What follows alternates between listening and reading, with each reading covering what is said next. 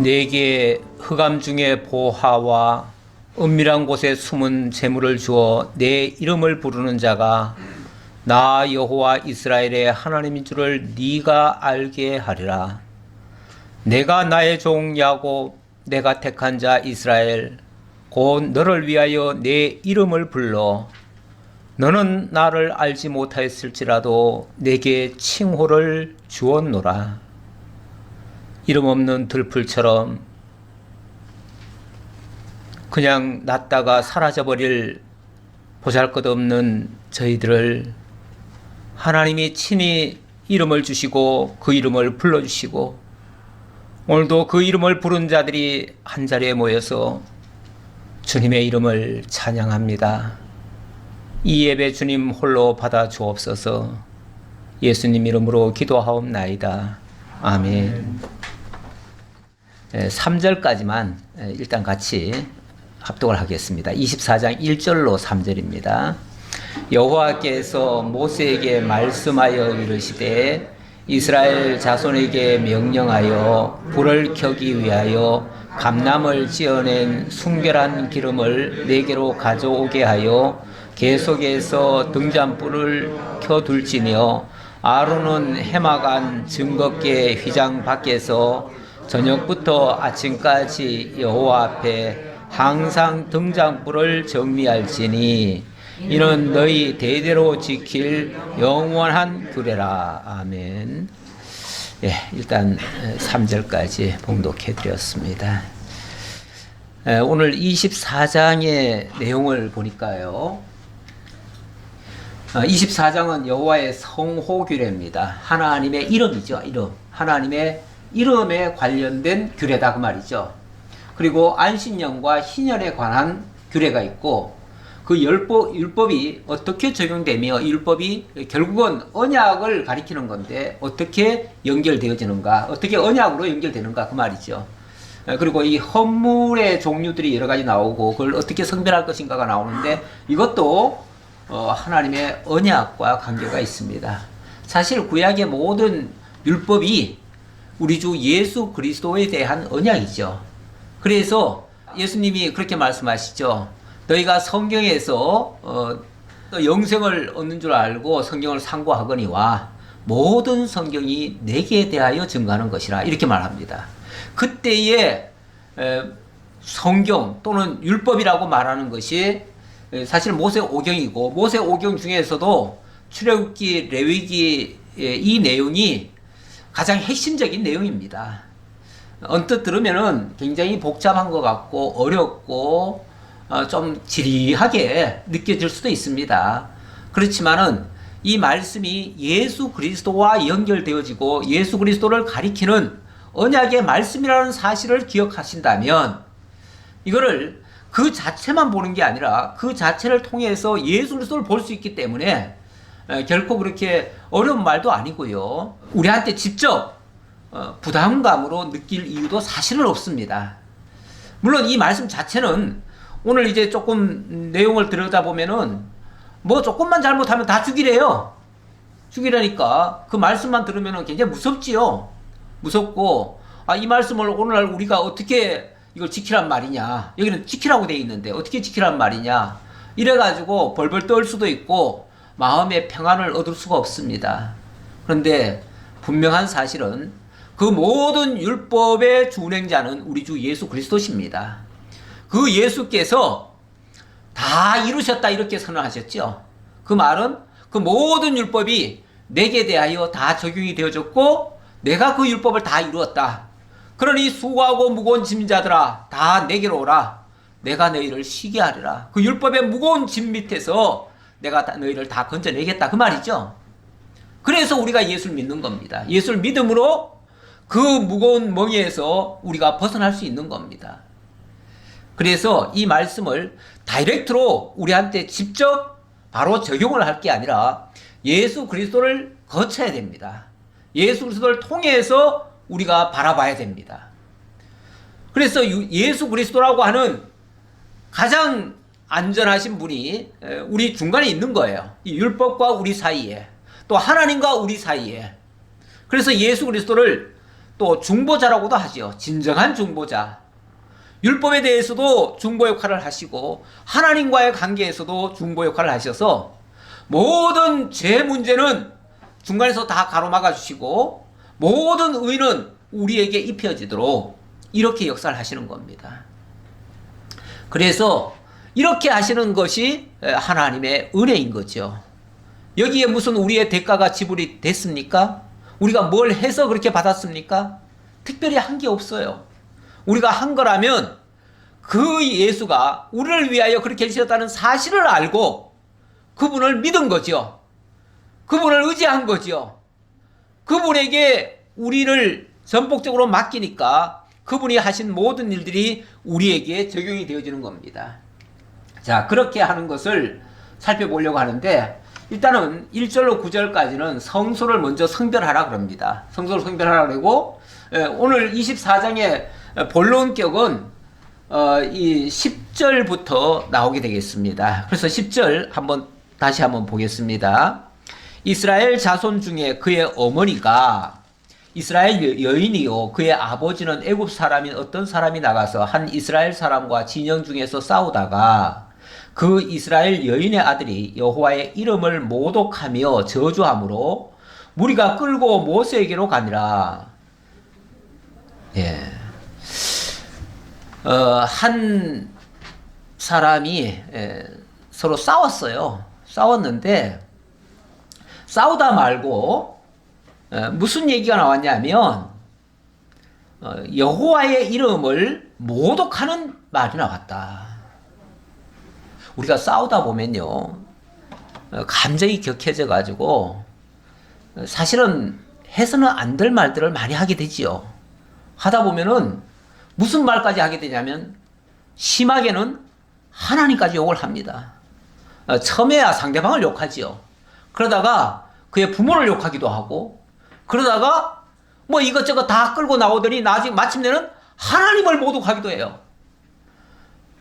네가 하나님을 믿는 사람이냐? 네가 하나님을 믿는다면은 그런 하나님이 진짜 하나님이냐? 뭐 이런 식의 어떤 굉장히 이제 모욕적인, 모독적인 이 이제 선을 넘는 거죠. 우리가 상대방과 싸우기 때문에 상대방에 대해서는 욕을 하고 뭘 하고 할 수가 있어요. 그건 이해가 돼요. 싸우다 보니까 그럴 수 있는 거죠. 그런데 이게 이제 점점 커지면은 그 집안을 모욕을 하고 너를 낳은 부모를 욕을 하고 그 집안을 욕을 하고 그러다가 하나님까지 욕을 하는 이런 경우가 있는데 이거야말로 정말 망령된 행동이 아닐 수가 없고 그거는 용서가 안 되는 겁니다. 서로 치고받고 싸우는 거는 얼마든지 용서가 될 수 있는 거예요. 다 이해해요. 법에서도 사람이 감정이 격하다 보면 욕설도 나올 수 있는 것이고 주먹도 나갈 수 있는 거다. 그것까지는 이해를 해요. 그런데 거기서 한 발 더 나가가지고 딴 것까지 끌고 넘어지면 그거는 용서할 수가 없습니다. 그건 용서가 될 수가 없어요. 이런 사람이 고발이 됐습니다.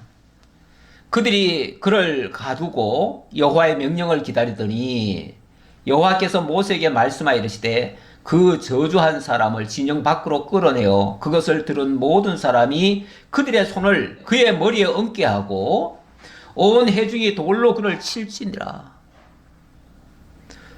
공개적으로 돌로 치는 형을 집행하는 겁니다. 그런데 그렇게 하기 전에 먼저 모든 사람의 손을 그의 머리 위에다 얹으래요. 이거는 어찌 보면은 함께 정죄하는 거죠. 함께 정죄하고 너의 모든 죄는 네 머리로 돌아갈지어다. 쉽게 말하면 그런 식이에요. 근데 우리가 이 세상 법에서는 그러지요. 상대방을 욕한 거는 굉장히 크게 취급하는데 때때로 하나님을 대하여 막 욕을 퍼붓는 사람이 가끔 있잖아요. 가끔 있는데 그거에 대해서는 누구도 형벌을 가하지 않습니다.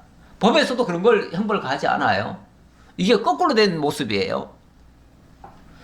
하나님의 이름이 큽니까? 사람 그 상대방 한 인격도 물론 중요하지만 그 한 인격이 중요합니까?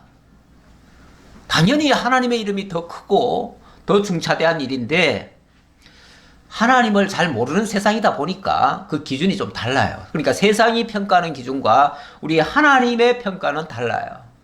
하나님은 당신의 이름을 함부로 모독하지 못하게 하십니다. 당신의 이름을 잊어버린다든지 망령되이 부른다든지 또는 모독한다든지 이것은 용서할 수가 없습니다. 예, 이거는 물론 하나님의 존재를 인정하고 하나님의 살아계심을 아는 사람이라면 할 수 없는 일이죠. 이렇게 했다는 것은 이 사람은 하나님을 모르는 사람이죠. 하나님을 모르고 그 하나님이 어떤 분인지 모르기 때문에 다만 그를 믿는 자가 이런 행동을 할 수 있느냐 해가지고 그 화살을 하나님께로 돌려버린 거죠. 그랬는데 이거야말로 정말 망령된 행동이 아닐 수가 없고 그래서 죽게 되었다. 이름이 이렇게 중요하다. 그 이름이 뭐길래, 그 하나님의 이름이 뭐길래 그 하나님의 이름을 모독했다고 사람을 죽게 하는가. 일단 그 이름의 중요성을 한번 생각해 봅시다. 하나님 이름, 하나님의 이름에 대해서 성경이 증거하고 있는 내용은 출애굽기에 몇 군데가 자세히 나옵니다. 3장에도 나오고 6장에도 나오는데 일단 3장에서 직접적으로 하나님의 이름이 누구냐, 그 하나님 누구냐라고 했을 때 하나님이 답변하신 말씀입니다. 3장 15절에 하나님이 또 모세에게 이르시되 너는 이스라엘 자손에게 이같이 이르기를 나를 너희에게 보내신 이는 너희의 조상의 하나님 곧 아브라함의 하나님, 이삭의 하나님, 야곱의 하나님 여호와라 하라. 하나님이 친히 자신을 가리켜서 나는 여호와다 라고 하시면서 그냥 여호와가 아니라 너희 조상의 하나님, 모든 인류의 하나님이시면서 뿐만 아니라 언약의 조상의 하나님입니다. 그래서 아브라함의 하나님, 이삭의 하나님, 야곱의 하나님. 아브라함, 이삭, 야곱이 대표적인 언약의 당사자들입니다. 하나님의 언약을 직접 받았는데 하나님이 당신의 나라와 그 의를 증거할 자로 아브라함을 지목하시고 아브라함을 통해서 모든 만인의 복이 되게 하겠다. 오늘 찬송가에도 했지만은 하나님이 아브라함을 복의 근원으로 삼겠다고 했습니다. 그래서 모든 인류가, 모든 하나님의 언약 자손이 너로 말미암아 복을 얻고 너를 축복하는 자에게는 복이 임하고 너를 저주하는 자에게는 저주가 임할 것이다 라고 약속을 했어요. 그렇게 하신 하나님, 그렇게 언약하신 하나님이 여호와십니다. 그리고 그 언약을 이루어주시는 분도 여호와십니다. 그래서 그 여호와라고 하는 말 자체가 언약하시고 언약대로 이루시는 하나님이라는 뜻입니다. 그래서 여호와는 다른 말로 하나님의 이름인데 그 뜻이 언약대로 이루시는 분이에요. 그래서 그 여호와를 이렇게 표현합니다. 이거는 제가 개역에서 일부러 가져왔어요. 예. 먼저 성경이 더 선명하게 이걸 적어놨기 때문에 이는 나의 영원한 이름이요 대대로 기억할 나의 표혼이라. 하나님 이름 여호와가 오고 오는 모든 세대들에게 영원히 기억할 그 이름이고 영원히 없어지지 아니할 이름이고 그리고 나의 표다.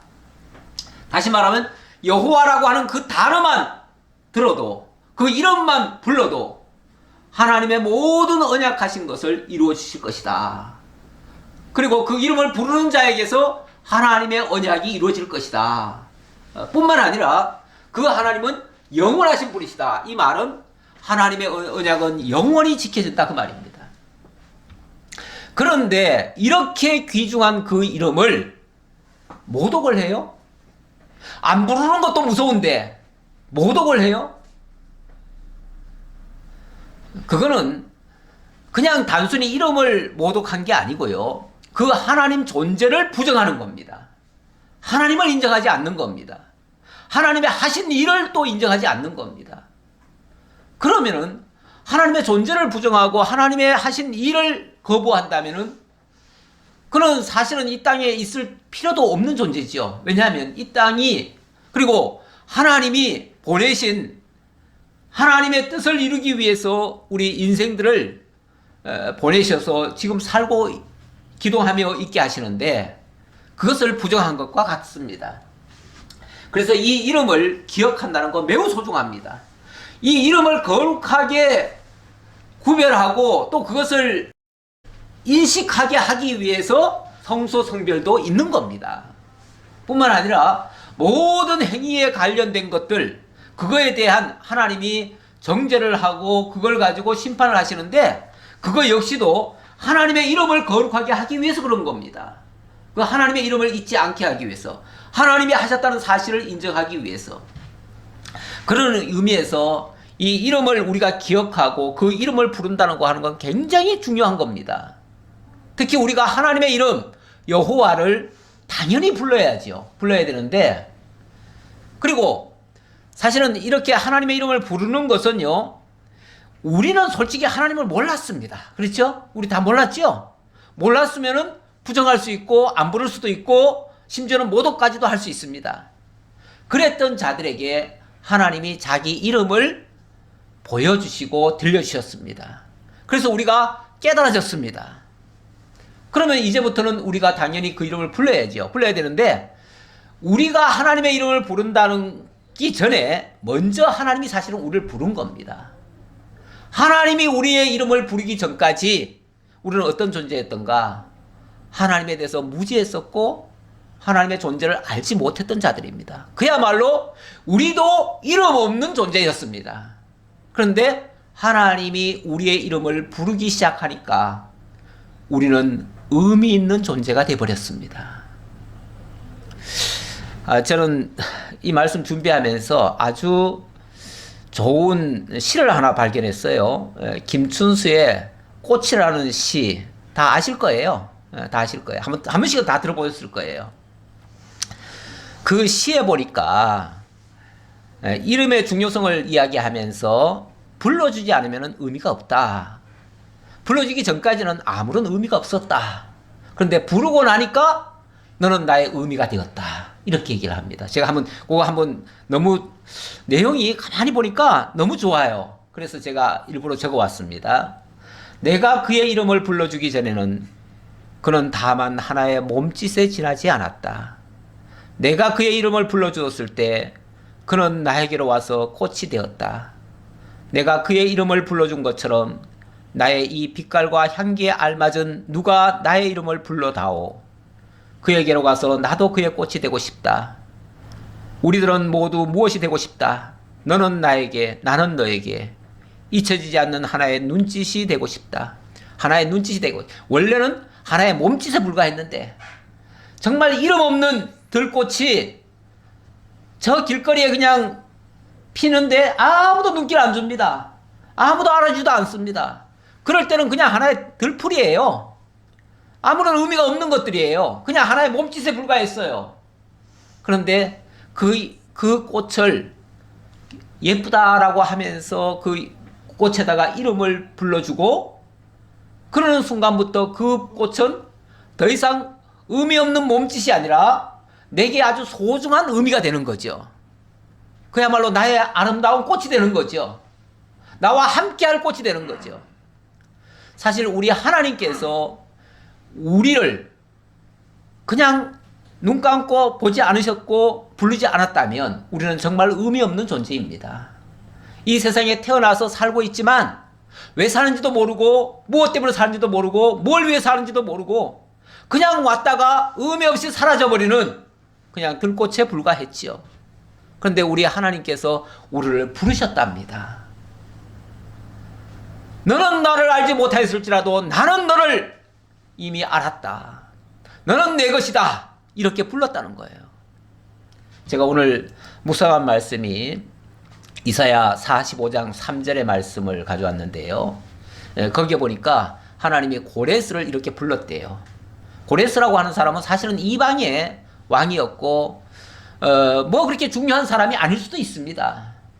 그런데 하나님이 부르신 이후 그는 하나님의 역사에 놀라운 정말 의미가 되었습니다. 그 사람에게 이렇게 말합니다. 너에게 흑암 중에 보화와 은밀한 곳에 숨은 재물을 주어 내 이름을 부르는 자가 나 여호와 이스라엘의 하나님인 줄을 네가 알게 하리라. 하나님이 갑자기 이 사람에게 은밀한 곳에 숨은 재물 그리고 흑암 중에 보화를 주면서 내가 너의 이름을 부르겠다. 그러면서 그 이름을 불렀대요. 내가 나의 종 야곱, 내가 택한 자 이스라엘, 곧 너를 위하여 너의 이름을 불러, 이렇게 얘기하는데, 그렇게 하신 이유가 하나님의 언약의 자손, 여기 이스라엘의 하나님, 아브라함의 하나님, 이삭의 하나님, 야곱의 하나님 그랬는데, 그 야곱의 하나님께서 그 야곱을 위하여 내가 너를 불렀다. 하나님의 언약을 이루는 수단으로서 내가 너를 불렀다, 그 말이죠. 하나님의 소중한 일에 내가 너를 쓰기 위하여 내가 너를 불렀다. 그러면서 내 이름을 불러 너는 나를 알지 못하였을지라도 너에게 칭호를 주었노라. 너는 나를 알지 못했지만 나는 너에게 이 칭호를 주면서 너의 이름을 부르겠다. 너는 이제부터 나의 종이다. 나의 일을 하라.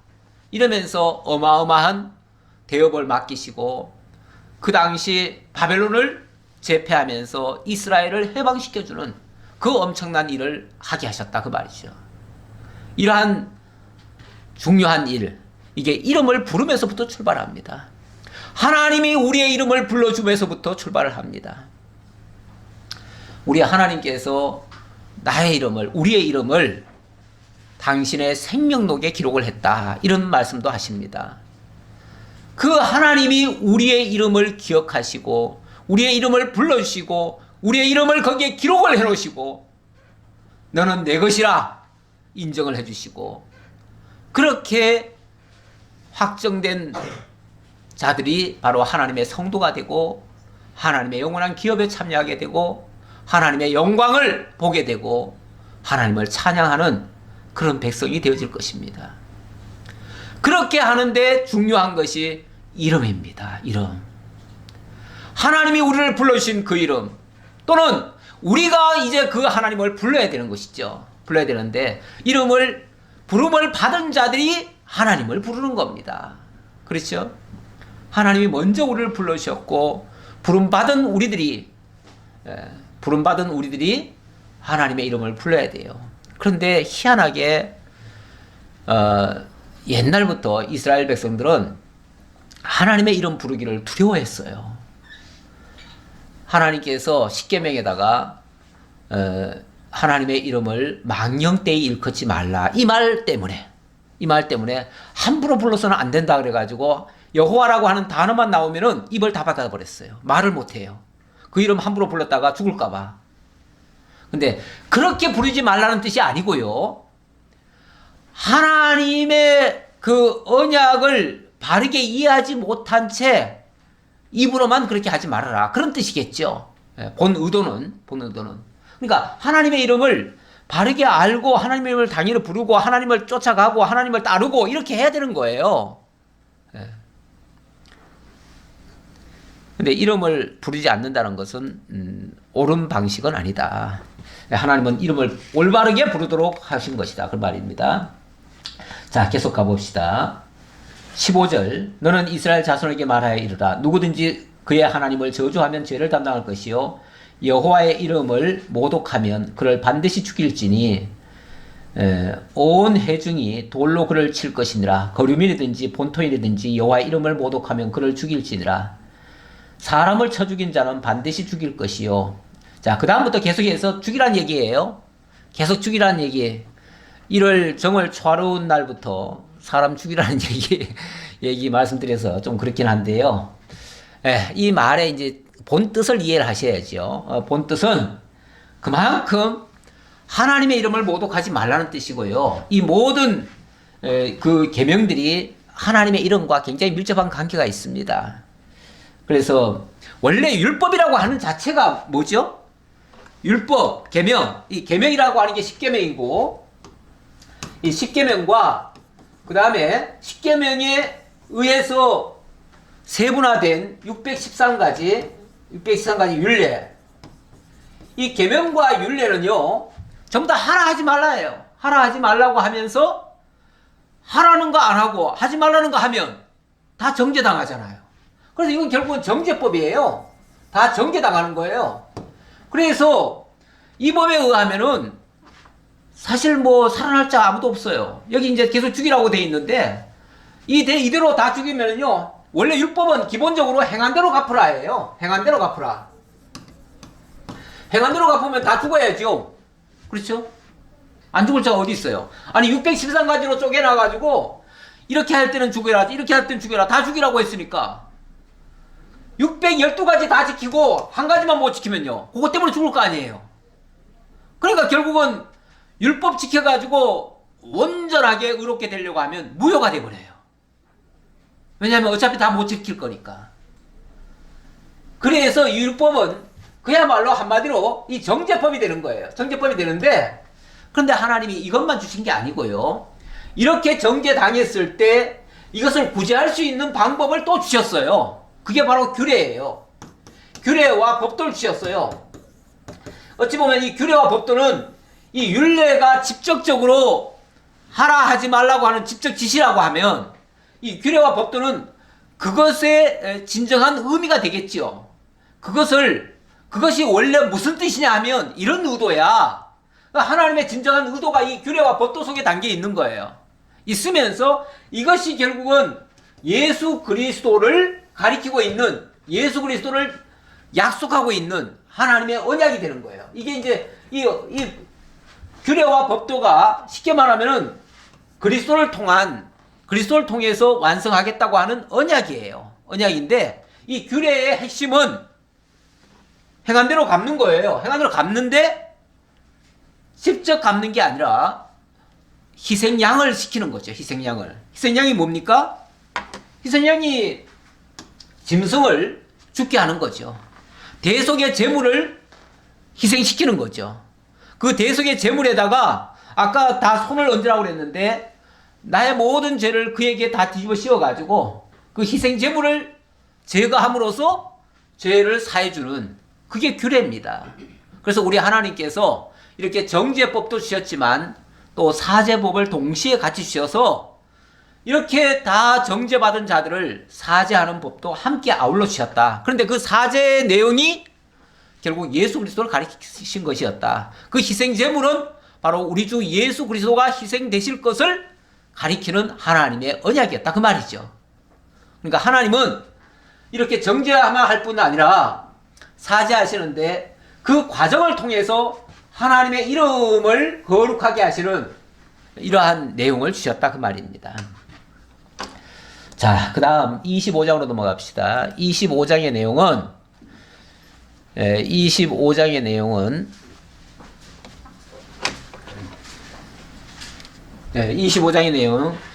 안식년과 또 희년에 관한 규례가 되겠습니다. 희년 규례.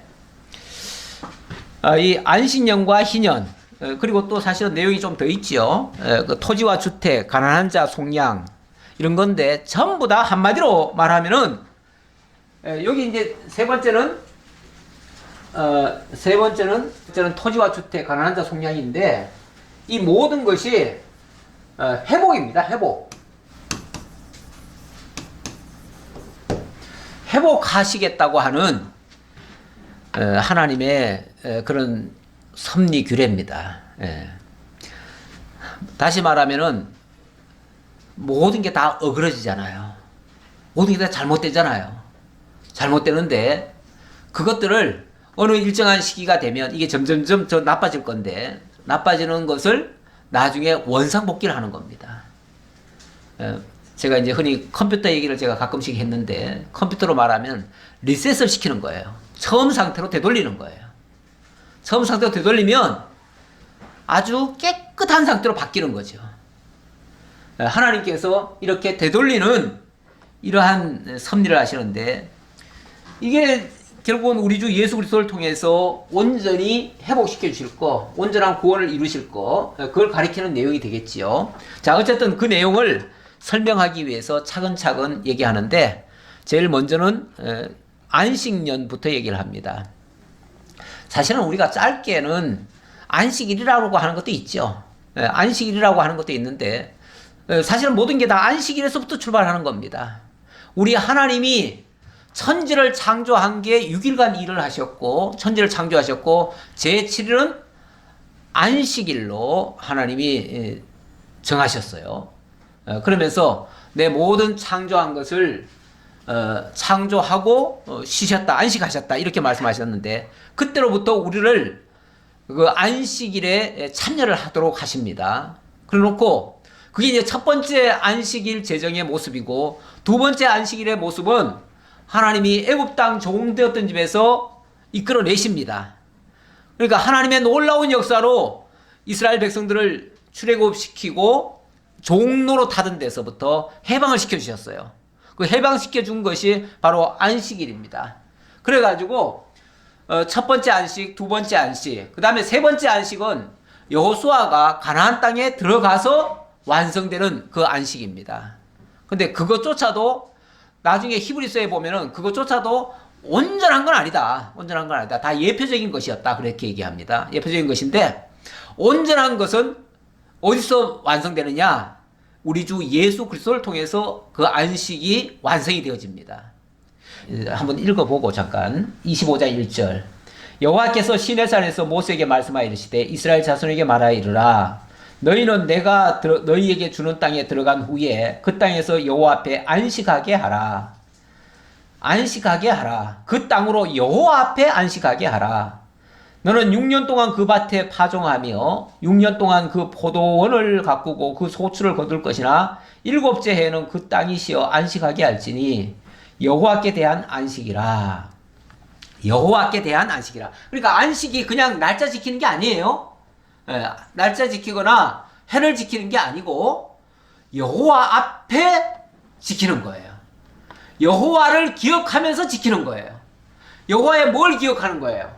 여호와의 창조하신 걸 기억하고 여호와의 구원하신 것을 기억하고 여호와께서 회복하시는 것을 기억하는 게 안식이라고 말이에요. 그래서 신약에 와서 이것이 어떻게 이루어지냐면 우리 주 예수님이 안식일날 뭘 하셨어요. 뭘 하셨어요. 예를 들면 병자를 고쳐주시고 그러다 보니까 당연히 안식일날 무슨 일을 하신 거죠. 쉽게 말하면 일을 하셨어요. 나귀가 어디 구덩이에 빠졌으면 건져주고 그래요. 근데 원래 안식일을 제대로 지킨다는 사람들은 그런 거 안 했거든요. 심지어는 안식일날은 멀리 가지도 않고요. 음식도 해먹지 않았어요. 음식 하는 것조차도 그러니까 해놓은 거는 먹을 수 있어요. 해놓은 건 먹을 수 있지만 안 해놨으면 아예 먹지를 못해요. 그러니까 그만큼 안식일을 엄격하게 그야말로 행위적으로 지켰죠. 그런데 예수님이 안식일날 막 병자를 고쳐요. 그러다가 또 제자들은 배가 고픈지 밀싹을 비벼 먹어요. 그러니까 그 모습을 본 바리새인들이 어떻게 당신이 율법의 선생이라고 하면서 안식일을 범할 수 있느냐라고 하면서 책망을 하죠. 나중에 예수를 잡아 죽이려 할 때 그 제목 중에 하나가 이 안식일을 범하고 이런 거예요. 이런 것 때문에도 죽이려고 한 건데 자 그렇게 얘기했더니 예수님이 이렇게 답변을 하십니다. 또 안식일에 제사장들이 성전 안에서 안식을 범하여도 죄가 없음을 너희가 율법에서 읽지 못하였느냐. 다시 말하면 안식일날 다른 사람들은 다 쉰다고 하는데 제사장은 안식일날 뭐 하죠? 하나님 앞에 제사드려요. 그러면은 오히려 딴 날보다 더 바쁘잖아요. 만약에 제사장 입장이라면 다른 날 딴 사람들은 다 쉬고 있는데 제사장은 더 바쁘잖아요.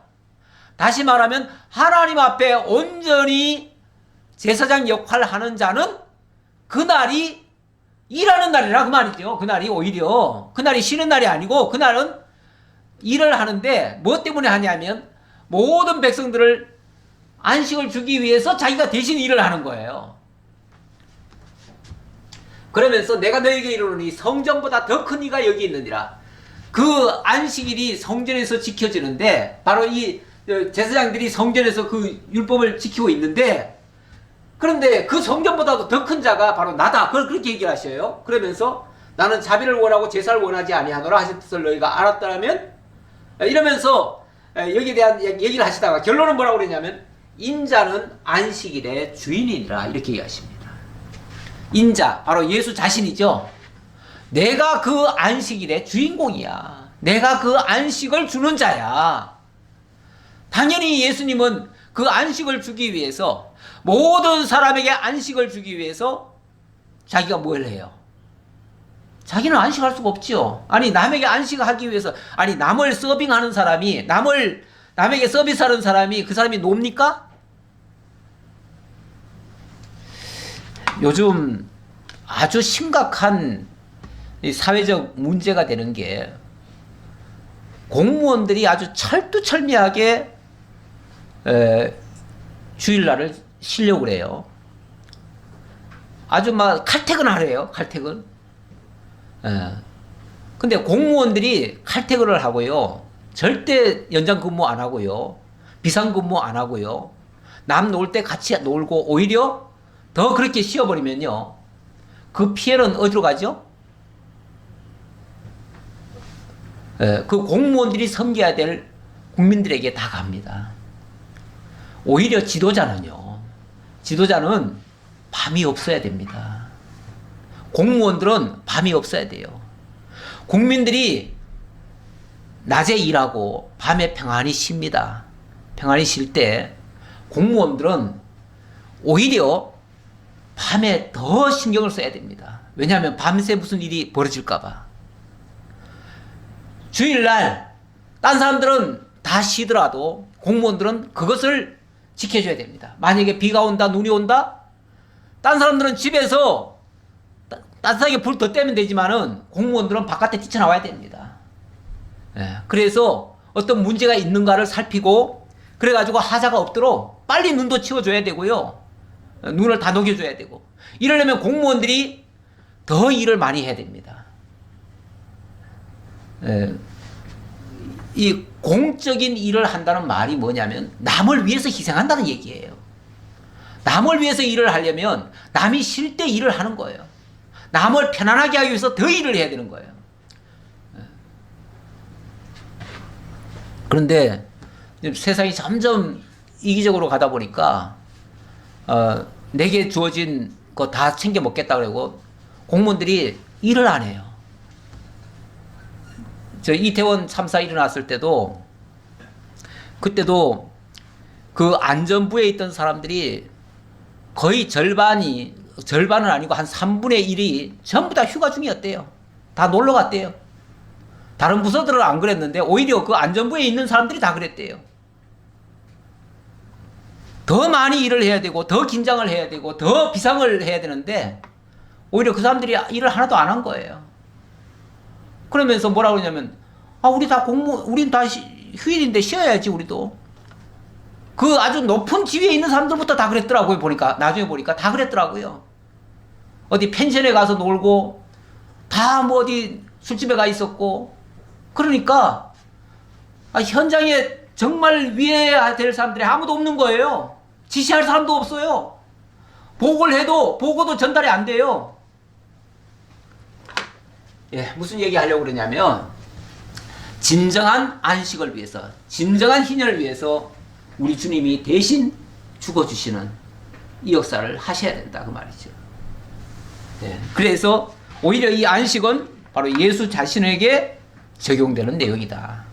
우리 보고 어떻게 지켜라 말라 이 차원이 아니라, 우리 주 예수님께서 당신이 온전히 지켜주심으로 우리를 온전케 해주실 것이다 라는 내용이다, 그 말이에요. 그걸 기억하려니까 모형과 그림자적으로 구약에 이런 제도를 만들어 놓은 거예요. 만들어 놓고 그것을 지킬 때마다 메시아가 우리를 대신해서 이렇게 해주실 것이다 라고 하는 걸 기억하게 한다, 그 말이에요. 그래서 너희는 그 땅에 들어가거들랑 여호와 앞에 안식하게 해라, 이렇게 말씀하신 겁니다. 그 다음 5절 볼까요? 네가 거둔 후에 자라난 것을 거두지 말고 가꾸지 아니한 포도나무가 맺은 열매를 거두지 말라. 이는 땅의 안식년임이니라. 안식년의 소출은 너희가 먹을 것이니 너와 내 남종과 내 여종과 내 품꾼과 너와 함께 거류하는 자들과 내 가축과 내 땅에 있는 들짐승들이 다 그 소출을 먹을 것을 삼을지니라. 그 안식년에 나오는 거는요, 일부러 심지도 말고 저절로 난 거는 거두지도 말고 그걸 내버려 두면은 누가 먹어요? 여기에 보니까 남종과 여종과 품꾼과 거류하는 자들과 나그네들이죠. 또 그 가축과 들짐승들이 다 먹을 거 아니냐. 그들이 먹게 좀 내버려 둬라. 요즘같이 한 푼이라도 더 아끼고 더 내 걸 챙겨야 잘 산다라는 데 목적을 둔 사람들은 이런 거 절대 못하지요. 할 수가 없지요. 할 수가 없는데 우리 하나님께서는 그들을 위해서 그들에게 진정한 그 안식을 누릴 수 있도록. 근데 만약에 그들에게는요, 아니 좀 있는 사람들은 솔직히 조금씩 쉬어도 먹고 살 수 있잖아요. 좀 안 걷어도 7년에 한 번씩 안 걷어도 먹고 살 수 있잖아요. 그런데 가난한 자들 이들은요, 그들은 이들이 안 거둠으로 말미암아 그들에게 좀 더 풍성하게 되는 거죠. 그들에게 좀 보완을 할 수 있는 거죠. 그동안 못 먹고 못한 것에 대한 그런 것을 할 수 있는 거죠. 우리 하나님께서 얼마나 배려를 많이 하십니까? 인간적으로도 그런데 이거는 결국은 우리 주님께서 대신 그렇게 값을 치름으로써 그 연약한 자들이 그 은혜에 참여할 것을 가리키는 말입니다. 너는 7 안식년을 계수할지니 이는 7년이 7번인즉 안식년 7번 동안 곧 49년이라. 7째 달 열흘날은 속죄일이니 너는 뿔나팔 소리를 내되 전국에서 뿔나팔을 크게 불지며 너희는 50년째 해를 거룩하게 하여 그 땅에 있는 모든 주민을 위하여 자유를 공포하라. 자유를 공포하라. 자유. 이 자유를 공포하라. 네. 우리 대통령도 이 자유를 굉장히 많이 강조하셨던데, 자유는 개인의 자유가 아니라 우리 하나님께서 정말 이 연약한 자들에게 자유입니다. 종들에게 자유입니다. 억압받는 자들에게 자유입니다. 그런 자들의 자유지 힘 있는 자들의 자유가 아닙니다. 힘 있는 자들은 평소에도 자유 누리고 있어요. 그렇죠? 강한 자들은 평소에도 얼마든지 자유 누리고 있잖아요. 하고 싶은 일 다 할 수 있잖아요. 진짜 자유를 얘기하려면 억압되고 눌리고 연약하고 이런 자들이 진짜 자유를 얻어야 되는 것이죠. 그런 자들에게 주는 것이 진정한 자유 아니겠어요? 그런 자들에게 주는 것이 진정한 자유입니다. 그렇다면은 연약한 자가 누구인가? 이런 걸 돌아봐야 됩니다. 이사야 58장에 보면 그 참된 그 금식에 대한 얘기를 하는데 거기서도 억눌리고 억압받고 이런 자들을 풀어주는 것이 진정한 금식 아니냐. 금식이라고 하는 건 사실은 고통입니다. 고통인데 나의 고통을 통해서 그들에게 진정한 자유가 된다면 그게 하나님이 원하시는 금식 아니냐 이렇게 얘기를 하시는데 그것도 그들에게 자유를 주기 위해서 내가 금식을 하는 거예요. 남에게 자유를 주고 평안을 주고 기쁨을 주기 위해서 그래서 내가 고통을 받는 거죠. 그런 것이 진정한 자유라는 거죠. 그들에게 주는 것이. 자, 그리고 이게 이제 49, 7년이 원래 7이라고 하는 숫자가 어찌 보면 완전수라고도 할 수 있는데 이 7년이 7번을 하면 49년이죠. 49년인데 49년은 그냥 7년의 연속일 뿐이죠. 연속일 뿐인데 7년이 49번 지나고 그 다음에 50년째 되는 해 50년째 되는 해는 모든 것의 회복, 완전한 회복 이거를 선언하라 그 말이죠.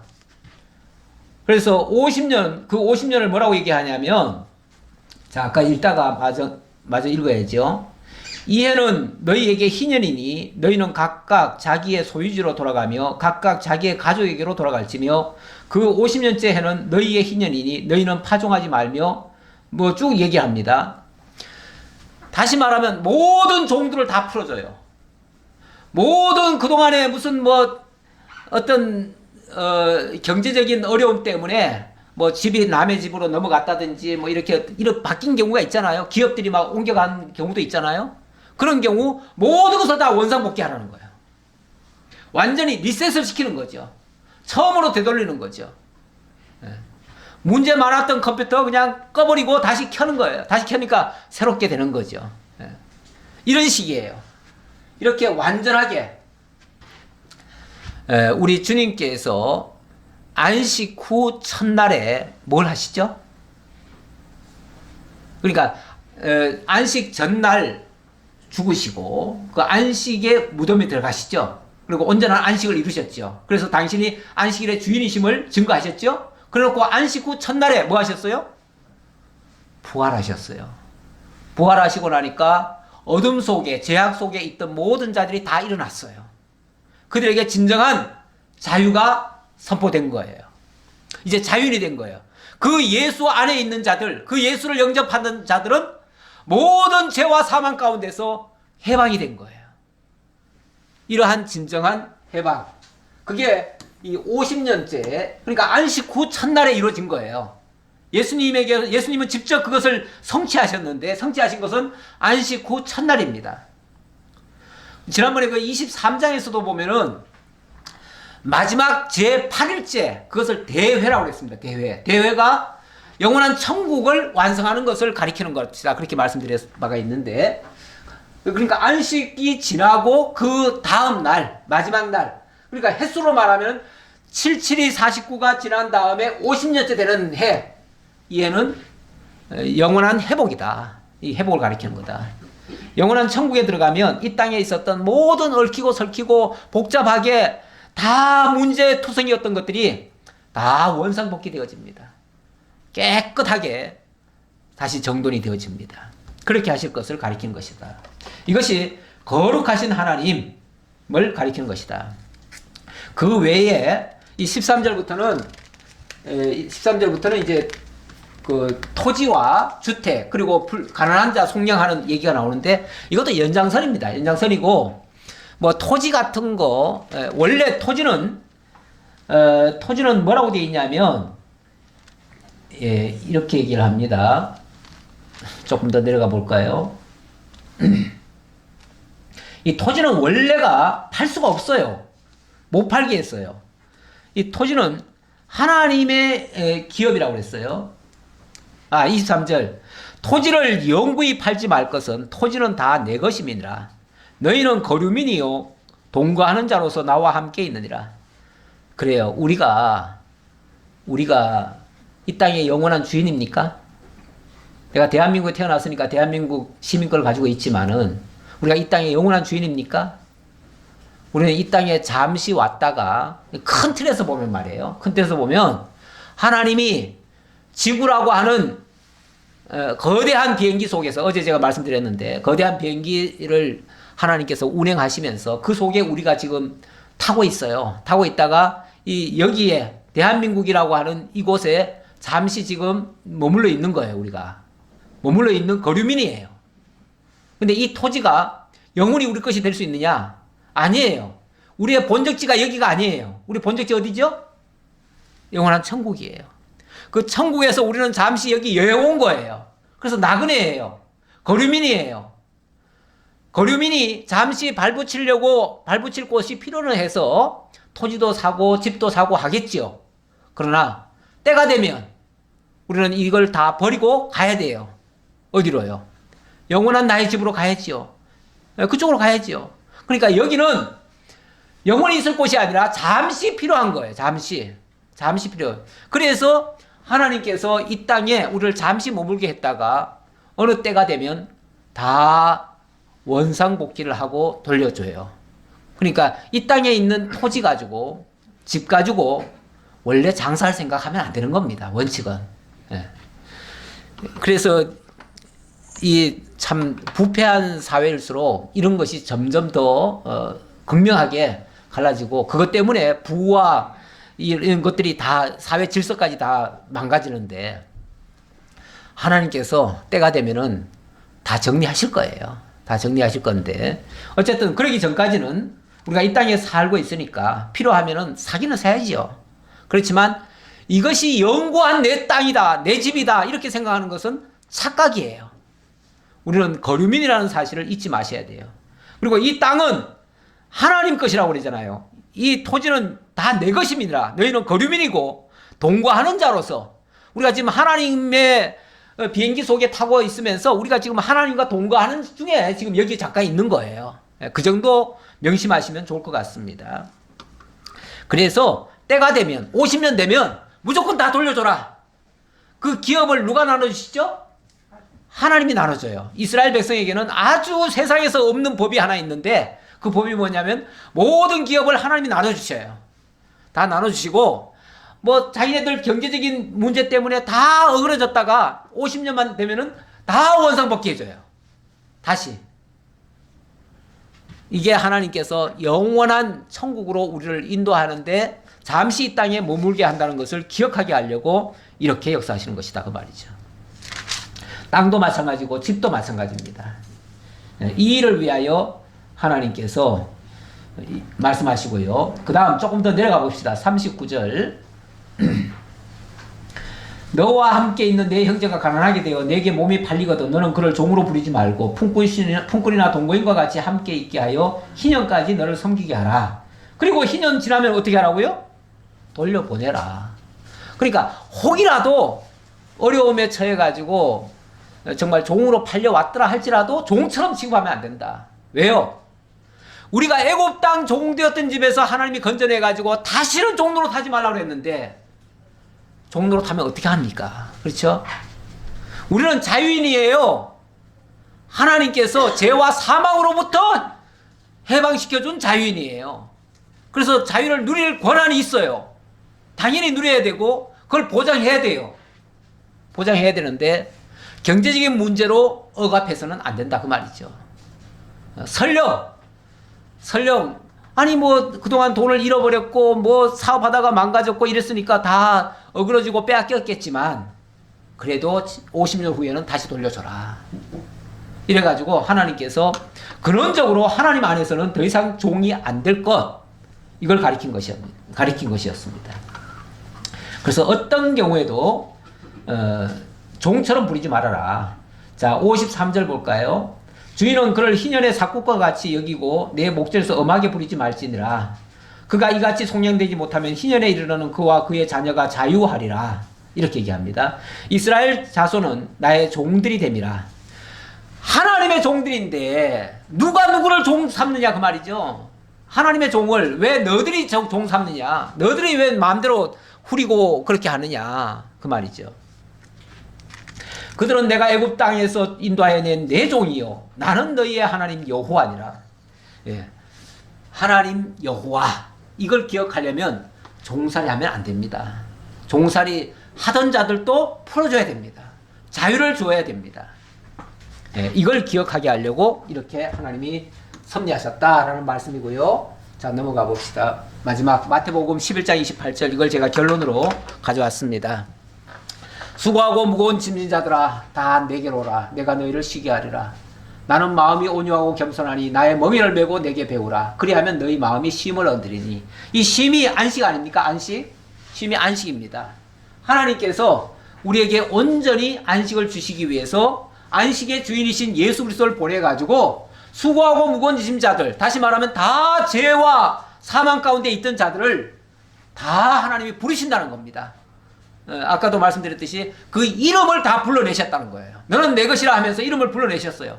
그래서 하나님의 생명록에 기록된 하나님이 불러주신 그 이름의 소유자들은 이제 온유하신 주님 앞에서 그리스도께서 주신 그 선한 그 멍에를 메고 하나님을 배우는 겁니다. 그리하면 너희 마음도 쉼을 얻으리니.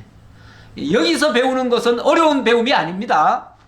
이런 내 멍에는 쉽고 내 짐은 가벼움이라. 우리 하나님께서 진정한 자유와 평안과 기쁨과 행복과 이 모든 것을 주시기 위해서 예수 그리스도를 보내셨고 예수 그리스도를 따르게 하시고 그렇게 하시려고 우리 이름을 다 부르셨다는 사실 명심하시고 늘 감격하는 삶을 올 2023년도도 다 지내시기를 바라겠습니다.